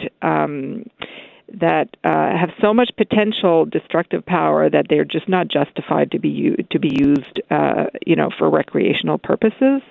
We're talking about like the AR-15, which is the weapon of choice of mass shooters in the U.S., which you just have to look at the daily mass shootings and the carnage that can be produced by these weapons, where the bullets they flip in the body and they create so much damage. I mean, they're designed to maximize damage and to kill quickly and rapidly. So those are the kinds of weapons we're aiming for, not those that are reasonably used for hunting, that have limited firing capability in terms of power and, a semi-automatic mode that, we also need to ban. I mean, that's the second point. Maybe I can segue into that. Yeah, sure. We have a theoretical limit on magazine capacity in Canada, 5 for long guns, 10 for handguns. We feel 10 is much too high. Nobody needs to be able to shoot 10 bullets in a row, especially with a handgun, which is not even used for hunting. You could still do target shooting without shooting in rapid succession. Those are the kind of games or competitions that we don't think justify having this kind of firepower. It's more, IPSC, the International Practical Shooting Confederation, they have these competitions, and the high-powered handguns and assault weapons they use are used in scenarios that mimic like police interventions and hostage-taking and war and all that. So to us, that's not a justification to allow this kind of firepower. That said, these limits are not respected in the sense that there are so many exemptions and exceptions that large capacity magazines are easily accessible. And one of those examples of these loopholes is modifiable magazines. And that's been done by numerous mass shooters. They buy these magazines that are legal, that are designed to hold 20, 30, 50, even 100 rounds, but they're pinned at 5, like there's a little pin, but you can easily remove the pin and get your full capacity. And that's what mass shooters have done. So they buy them legally, they change them a little bit, and yes, that's a crime. But I mean, using the guns for mass murder is a much bigger crime, and the penalties for doing this doesn't play into the decision-making process of a mass shooter. And so we've been asking that these modifiable magazines be banned, and the Liberal government has promised they would do so in the last 3 elections now, if you count the last one. And so we're counting on the Carney government to follow through with that promise as well. Okay, and also one of your outstanding measures here is the toughening the oversight of firearms licensing by bolstering the capacity of provincial chief firearms officers to fulfill their obligations. So tell us about the provincial component to this as well. Sure. Well, that is the Liberal promise. What we're asking for is very similar to that, is to make sure that the new legislative tools that were adopted in December 2023, so over close to a year and a half ago, that they be implemented fully and effectively, because some of them are not implemented yet. They're still awaiting enabling regulations. And that means, for example, if the chief firearms officer is aware that if there's reasonable grounds to believe that somebody is committing domestic violence, that triggers an automatic removal of, revocation of the permit, at least temporarily, and removal of the guns until authorities can ascertain that the situation is under control and that the victim is not in danger. And that depends a lot on how the province will use these tools and, make sure that the CFO is aware. There needs to be procedures implemented. There's also, for example, Bill C-21, the bill that passed a year and a half ago, automatically revokes the license of somebody who's subject to a protection order, like a restraining order, linked to domestic violence or stalking. This is totally reasonable. It exists in the United States, but not in Canada. In Canada, up until this passed, whether the judge prohibits the individual from also owning guns was discretionary, and there's been too many domestic murders that resulted from the fact that a domestic abuser was allowed to keep their guns. So this measure is not enforced yet because the government has not yet defined what protection order is, and they need to do it, quickly and properly, and make sure that it covers all relevant protection orders. And so the point is when there's in situations of risk like domestic violence, a gun involved means if a gun is present, there's 12 times more likely to be a death than not. And so it's totally reasonable to remove these guns from the context of domestic violence. And that's also something that's like carried out and administered by the provinces and the territories, and they have to work with the federal government to make sure this is done to maximize the protection of victims of domestic violence. Okay, Heidi, listen, we're out of time. There's so many things we could cover, but we are out of time, but hopefully that sufficed. And anything before I let you go that you wanted to let people know about before I let you go that you didn't get to?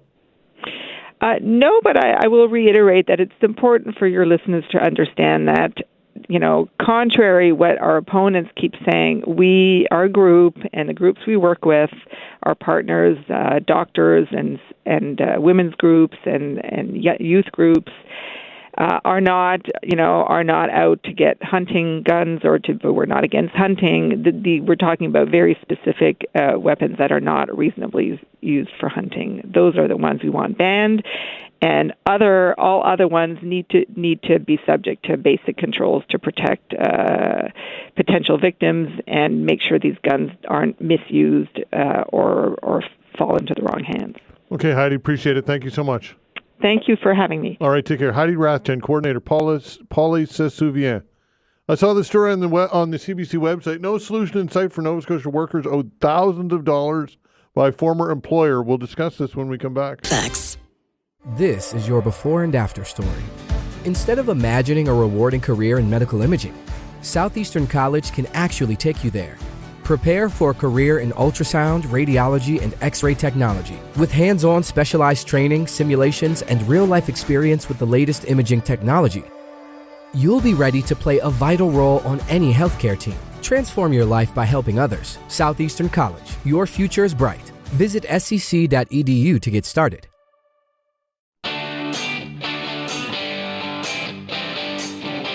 This story on the CBC website, 2 Halifax area workers still haven't seen the thousands of dollars in unpaid wages and other pay they're owed by their former employee despite rulings in their favor from the provincial body that handles these issues. Joining us to discuss this is Akira Arruda. Akira, thanks for joining the show. We appreciate your time.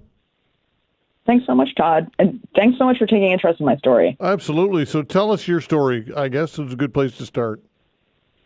Right. So the Labor Standards Division ordered Arbuckle Media, my former employer, to pay me my owed wages and severance and vacation of over $10,000. They also issued him to pay my coworker, Terry Boats, over $6,000. And it's the case that, we were able to go public with this thanks to the Halifax Workers Action Center, as well as Andrew Lamb for covering the story, to kind of let the general public know that the Labor Standards Division is not very helpful when it comes to any amount of enforcement of, a labor violation being, committed. Okay, so a little more background, if you will. How did this all happen? Like, tell us about the job that you did and what happened to the company and all of that, because that's part of it, right? Yeah, so I'm a graphic designer. I work locally here in the Nova Scotia community, and it's the case that the industry back when COVID had happened was, everything was struggling at the time. I had met Joel through networking, and it was the case that he wanted to start up a company, or he had already started up a company, wanted me to join alongside him. At the time when I joined in 2020, it was just me and him. Move forward to the incidents that's been going on. In 2023, there were a little bit of rumblings of some pays missing. But the thing is, when you work in a small company, it's the case that, like a small company, a small business, pays would come a little bit later than expected. You kind of shrug it off many times just because you're here to build up a small business. I also took every excuse from Joel. It's the software, it's the bank's fault. I don't know why this is happening. until it was the case in 2024 that everybody in the company had been missing pays. And the worst part about this is that we were all missing pays individually as coworkers. There were 4 of us, not including Joel. So everybody had been missing pays, but we didn't realize it because we weren't talking about it to each other. It wasn't until things started happening more frequently that we started reaching out and being, we had the confidence enough to reach out and say, hey, I missed this pay, did you get paid? I'm just checking in. And then with that, we kind of found out, there's more than we had realized. And it wasn't until 2024, specifically in March, that everybody within the company had been missing a pay. And, it's the case that I was a leading force in asking Joel for accountability and to create kind of a, let's have a meeting and talk about this, seeing as this isn't just an individual issue. This is an ongoing issue company-wide that everybody's missing, their pays. So I was just the leading voice in all that, and I'm happy to be able to speak more, to it. Okay, and I suppose you felt as though that the Labor Standards Division and the Labor Standards Code would have your back on this. Yeah, I mean, there's a barometer within a society, right? So you do work, you get paid for that work so that you can live, right? That's just the first barrier, and that was broken. Joel had not paid us. And then the second barometer is that, and also that first barometer is like, you would hope that the individual is like, oh, I feel guilty I haven't paid you, or I promise I'm going to get you the money, and they're actually going to give you the money. And when that fails, I felt, okay, so he broke the law. Let me figure out what the next step is. Go to the Nova Scotia Labor Board because he violated the Code of Labor. I'm not getting paid. So I go to them, and it is a 9-month process to even get them to say, yeah, you're right. He does owe you money. And then even after that 9-month process, they're like, sorry, we told him that he owes you money, but there's nothing we can do after that. We can't force them. We can't even do anything about it. So my trust in the system, has been completely broken. I am never going to, I have accepted, I am owed this money. I would love this money, but I have accepted at this point that I'm never going to see my $10,000. Yeah, and justifiably so, right? I'd feel the same exact way if I were you. Yeah, and so I actually did get a chance to, so when working with the Labor Standards Boards, in these 9 months' time, I was assigned a specific officer to my case, and she was extremely unhelpful when it came to answering any of my questions. She was definitely not a force to be on my side. And when I asked her any question, it felt like I was pulling teeth. It wasn't until I was done with all of this that I complained to the Labor Standards Division, and Lynn, the director, Lynn Hartley, actually reached out to me, and we had a conversation over the phone. She was very apologetic. She was very adamant that she was listening to my complaint, but she did give me a lot of excuses that, a lot of their hands, this is all out of their hands. They are a remedial force, not a punitive force, and that there's so much legislation and so much red tape, and that all the laws passed for the Labor Standards Division are so old that they're not helpful to people now. And I'm just hearing that from, the director of it all is just even more infuriating. I contacted the mayor, government representatives, MLAs, and I just feel as though, this is just going to continue to be ignored. And for me to make as much noise as possible is probably my best bet. Yeah, I was going to ask you, so you kind of expressed that you don't feel as though you're ever going to get the money. So what is this a cautionary tale, or what's the purpose, I guess, of taking this public?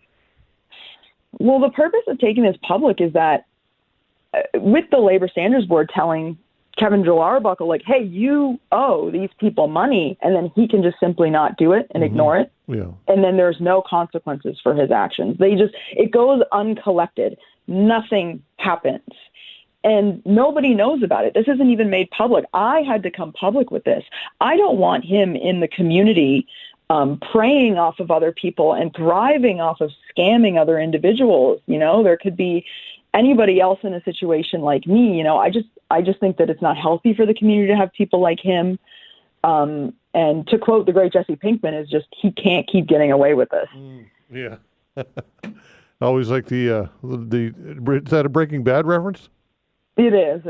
I was going to take a leap on that. I said, I hope I get this right, but yeah, I love the Breaking Bad reference, and I'm glad that I figured that out.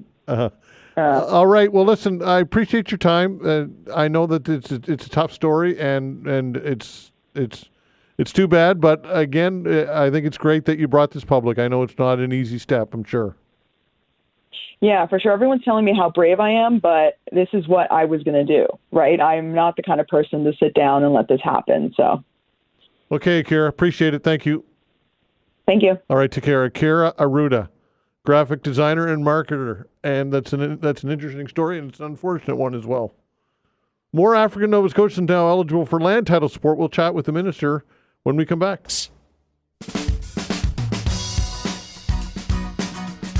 All right, this release from the provincial government. More African Nova Scotians now eligible for land title support. Joining me here in studio are two guests. Twila Grosse, who's the Minister of African Nova Scotians Affairs. Minister Grosse, thanks for joining me. Thank you, Todd. Okay, and Lauren Grand, Executive Director, Strategic Innovations, join me. Lauren, thanks for joining us. Thanks for having us, Todd. All right, so first of all, Lauren, let's start with you. What is Strategic Initiatives all about?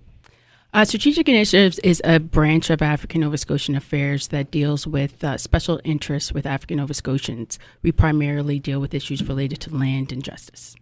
Okay, all right. So, Minister Grosse, tell us the background here about a land title and give us a history lesson, if you will. Well, most certainly. The Land Titles Initiative was launched in 2017, and it was to help residents of historic African Nova Scotia obtain clear title to their land. What the program does, it provides legal and surveying costs. It covers those costs. And right now it's for residents in 5 communities. And those 5 communities are North Preston, East Preston, Cherrybrook, Lake Loon, Sunnyvale, and Lincolnville. Okay, why is this important? Well, it's important because you should, in terms of a clear title to your land. Mm-hmm. I mean, it's important so that they can, keep their land, build on their land, and develop their land. Without a clear title, you can't do these things. Without a clear title, you can't get a mortgage. Mm-hmm. Without a clear title, you can't bequest or sell the land. Right. And so that's why it's so very important. Okay, historically, how did this happen? What kind of set the background, like why these communities and were exempted in this way Basically, these were black loyalists, and so when they came here, the white loyalists, they were given grants or certificates to their land. The black loyalists were just placed in these areas. Wow. Yeah. So it's deeply embedded in prejudicial policy. Absolutely. Yeah. And anything that's embedded in presidential policy should be fixed, obviously, right? It should be fixed, and this is what this Land Titles Initiative does. It fixes that. It corrects those inequities. Mm. Legally, or what are the challenges to making this happen? The challenges, the government has supported it with this initiative and with this program, and also within African Nova Scotians Affairs, we're responsible for carrying out this program, making sure that community members know about it, that they're engaged, and that they understand the steps in terms of getting clear title to their land. Okay, Lauren, how many people are we talking here? How many, how many people are impacted by this? When we first started in 2018, we identified approximately 880 plus properties that require clarification across the 5 communities that we serve. Okay, and where are we now? As of May 8th, we have migrated 421 properties. So that's now 421 properties that have clear title to their property. Wow. And how does this change people's lives? Just it affords them the opportunity to create generational wealth that they haven't been able to do for generations. And as Minister Grosse already stated, it has very significant legal implications where individuals can now bequeath the land to their heirs where they rightfully could not in the past. We have situations where we have families that have been living on the land since the early 1800s and haven't been able to lawfully pass that along to their heirs. So without being able to do so, they haven't been able to leverage the equity in their home, access housing grants and other supports that require clear title to their land. And they now have the ability to sell or develop their land to maximize its greatest potential. Okay, so Minister, what is next? What needs to be done, or what were next steps here? So therefore, the next steps, in terms of the next steps, there are individuals that are in these 5 areas that are outside the boundaries. So therefore, the first step was to expand the boundaries, to make sure that the boundaries match with the municipal boundaries. Right, yeah. So that's working with municipal partners. I would assume that the municipalities are on board with this, though, with this type of work? Yes. Yeah. Yeah. Okay, so just to add on that. So, in the work that we did to clarify the boundaries was we had to seek approval under the legislation with the councils of the 2 municipalities in which the communities are in. So, HRM and the municipality of the District of Guysborough. So all that work's been done then? That work has been accomplished, and we have received Executive Council approval. So, the expanded clarification boundaries for our 5 communities has now been officially approved. Okay, so how much? So that grows the envelope of how many more titles can be transferred. Is that correct? That's correct. Okay, yes. All right. So when it comes to that component of it, how many more people might benefit from this? I guess there's approximately 51 additional properties and residents that are now eligible for services under the LTI. Okay, is everybody who's eligible keen on doing this, or do you have some people who aren't? With everything, it takes a little bit of coaxing for some people. When we first started back in 2017, 2018, individuals wanted to see success from some of their neighbors to see, what the process was like. Since we've been, in operation for about 7 years now, we've been fielding a lot of requests from those individuals who have been outside the boundary. So folks that were previously ineligible, but now are eligible, they're ready to go, and there will be also concerted, targeted efforts with our staff to reach those. Okay, so are there any other geographical challenges in the province that you see that you might have to tackle, or is this it? Oh, most definitely. We know that this land titles issue is not isolated to these 5 communities. So further planning out, that is another milestone for our project, is to be able to tackle some of the other 52 African Nova Scotian communities that also face land titles issues. Yeah. So who might be next, or what area might be next? There's been research that's been ongoing within our department. We're doing a comprehensive review, looking at the different African Nova Scotian communities, the state of unclear title in those communities. And so we will develop a process in terms of how we will phase each one of those into the project. Okay, so Minister Grosse, it looks like you got a pretty good support there in Lauren and the work she's doing, eh? Absolutely. Pretty on the ball, eh? Yeah, tremendous work. Yeah, they've done tremendous work, yes. Yeah. And that's key, right? Absolutely. That makes you guys look good. Absolutely. That's what it's all about, right? Surround yourself with good people and good things happen, right? Absolutely. Okay. And surround ourselves with good people and working with community. This is really about getting out and working with communities who now have the confidence and the trust in the team that, we'll get this done. Yeah, and I can't imagine there's any pushback or anybody who would look at this and not to think it's a good idea and good initiatives. What do you politically, I guess? Is there any political downside to this? No, I would say. No. Yeah. Lauren, what's your take on the politics of this? You want to weigh in on that at all? I'll pass. Rightfully so, and good decision. So this sounds great, and it's very positive. Thanks for coming in, Minister Grosse. Appreciate it. Thank you so much. Lauren, thanks for coming in. Appreciate it very much. Thanks, Todd. All right, that's Twila Grosse, Minister of African Nova Scotian Affairs, and Lauren Gran, Executive Director, Strategic Initiatives. We'll take a quick break.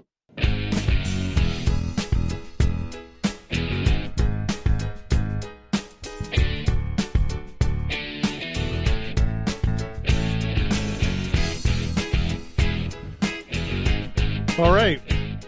We've been a busy show. We had lots going on here. The Premier, ministers, we had Steve Murphy on, lots going on. So let's wrap it up on a high note. Halifax Celtic Festival is ongoing. It's kicked off already.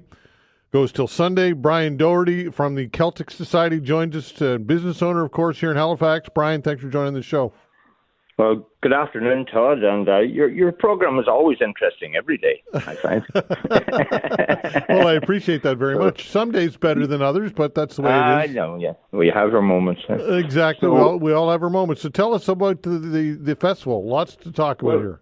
The Celtic Cultural Society of Nova Scotia has brought together the Irish, the Scots, the Welsh, and the people from the Isle of Man, Cornwall in the southwest of England, and Brittany in the northwest of France, all of which are combined to make up the Celtic nations. And I suppose the Scots and the Irish are more predominant in this part of the world, and we're always incidentally looking for anyone from those other areas if they're wanting to join us and bring parts of their traditions to the tent. We're more than welcome to invite them in. But everything gets underway at the Celtic Festival today at 4 o'clock in City Hall, where there are opening ceremonies, and everyone's invited if you want to pop down and get an overview of what's going on. Tonight at in the Old Triangle upstairs in the Shanachie Room, we have a Giving Celtic Context talk by Liam Mason, who's going to explain about the Irish language speakers in Nova Scotia and their history. And we have music from Wendy Rankin and Matty Rankin, who are going to not only play jigs, reels, and strathspeys and hornpipes, but they're going to talk about the structure and intricacies of all those tunes. So it's a very not only entertaining festival, but it's a very music-heavy festival. And the big music events get underway tomorrow at the Spats Theatre. So they start at 6 o'clock and finish off with the Sons of Maxwell headlining that evening. All day Saturday from noon right through to 8:30. We have music all day and workshops. And Heather Rankel will be the featured performer on Saturday evening. And then Sunday we wrap it up from 12 to 4 with still a number of other musics. We have the 12-wing pipes and drums, and Dusty Gallagher will be there telling stories. And so we'll have lots of vendors there selling Celtic arts and crafts. So it's a great mix of all things Celtic in Halifax. And it's free, no charge. So you can't get a better deal than that. So we're inviting everyone to come down. There'll be something there for every taste, whether you like music or dance or poetry. Or we even have a sword fencing academy workshop on Saturday afternoon. So if you want to come down and feel like Mel Gibson and Braveheart, you're more than welcome. You can learn how to fight with a broadsword. There you go. So when music is so linked to all of this culture, right? It's just music and dance, and it speaks to, I think, to the vibrancy of the Celtic culture in general. What's your thoughts Absolutely. on that? Well, music has always been the link that has made it survive. I mean, most of the Celtic sort of traditions were oral traditions, and through song and music and song, they kept those alive over the years. And to this day, I mean, Nova Scotia is a huge influencer in the Celtic world. We have the Gaelic College down in Cape Breton there, which is very active. People from all over the place come to learn the Gaelic language. In fact, I'm going down there with Kevin Evans to play at a thing called Kitchen Fest the first week of July, which is like an early version of Celtic Colours. We go around the island playing in various communities, but it is all organised out of the Gaelic College. And of course here we have the Chair of Irish Studies at St Mary's University. So they're very deep roots in the Celtic heritage, history and traditions right here in Nova Scotia. All right, and of course this adds to the economic vibrancy of the community as well. What's this mean economically? I suppose you might not have exact numbers, but it's an influx of people and an interest into the city. Tell us about that component. Well, I mean, it's been for me personally. I mean, I came here as a musician in 1980 and made a living through music, and music is a huge part of the economy here in Nova Scotia, and Celtic musicians make up a large number of the overall all the various genres that are here, and they go out and spread the word not only about Celtic music, but also about Nova Scotia. And so that invites a lot of people to come here. So I'm a great believer that musicians have been wonderful contributors to the economy in Nova Scotia and continue to do so.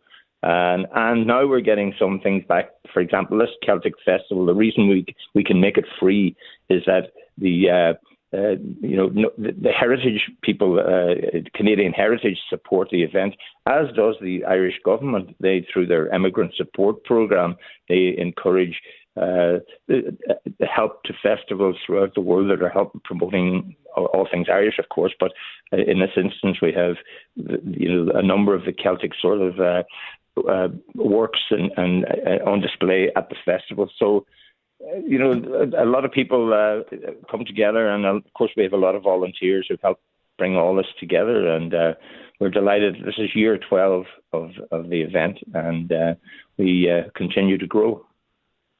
Okay, Brian, direct everybody online. If they want more details, direct them to where they can get all the details that they might need. You can through all the various social media sites. You can get it. You can get at it. But the website is hfxcelticfest.ca, and you'll get all the information, all the events from that website. We have a 50-50 draw going, which will be made on Sunday. So if you want to get in and get your ticket or your electronic ticket for that, you can get it through all the social media, Twitter, Facebook, YouTube, LinkedIn, and Instagram. So it's quite the undertaking, and we're delighted to be able to bring it to Halifax once again this year. Okay, Brian, sounds like a blast. Best of luck. I'm sure it'll be a big success. Cheers, Todd. Thanks, and thanks to 95.7 for helping promote the festival. Indeed, you got to take care of that. That's Brian Doherty from the Celtic Society. And the Halifax Celtic Festival, he mentioned it kicks off in earnest tonight, goes until the weekend, or the Sunday, I believe. And check it out online, folks. Just Google Halifax Celtic Festival, and you'll find all you need right there.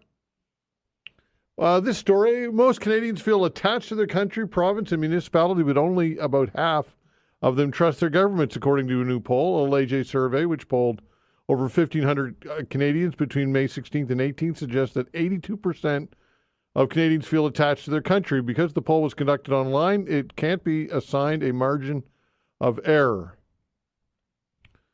And let's see, 71% of Canadians feel attached to their own town, to their town or city, the poll suggests. Well, 26% they feel very attached, 45% they feel somewhat attached, and 21% feel they're not attached or not very attached. So interesting how we consider or we think of our home, and oftentimes we affix our national pride or provincial pride or whatever it is with government and the government and what that represents. But I just thought it was an interesting story, and it's something that I'm going to talk to Tim Powers about tomorrow on the show. He'll join us in his regular spot at 10:30, and I had lots of other things to talk with Tim Powers about, including CUPW. Earlier in the show, we chatted with the rep from CUPW, and he says that it's likely going to be, as of midnight, a work stoppage. Not confirmed, not for sure, but he did not sound optimistic at all that they're going to strike a deal between now and then. Of course, the Canada Post, the corporation, offered or gave a presentation or an offer to the union yesterday, and the union said, we'd like to have a couple of weeks to think about this. And the union said no, or rather Canada Post said no, we're not going to afford you 2 weeks. We need a decision. So they're obviously looking like they're miles and miles apart right now. Folks shouldn't say that, but it appears to me that they're quite a ways apart on this. And something fundamentally needs to happen again. We'll get Tim's comment on this tomorrow and his opinion on this tomorrow, and we'll certainly open the phone lines tomorrow for the open hour. And I'm sure that some of you will want to talk about a work stoppage with CUPW. That all said, folks, thanks so much for tuning in and listening. We appreciate it very much. I'd like to thank Vanessa Veinotte on the other side of the glass of the control boards, doing a fine job as always. We're back tomorrow at 10 o'clock. See you then.